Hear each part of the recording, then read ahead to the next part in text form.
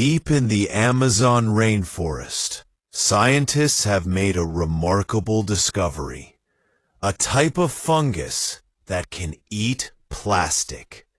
One species, called Pestalothiopsis microspora, has the unique ability to break down polyurethane, one of the most common and stubborn plastics on Earth.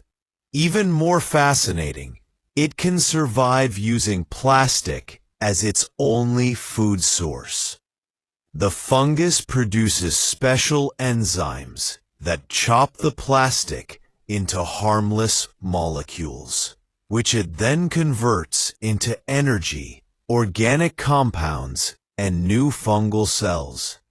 What makes this discovery even more extraordinary is that it can work without oxygen, meaning it could thrive in landfills and buried trash piles where oxygen is scarce.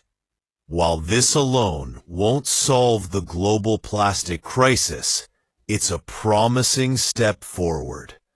These fungi could inspire new, eco-friendly cleanup technologies that help reduce plastic waste in our oceans, rivers, and soil, turning nature's own biology into a weapon against pollution.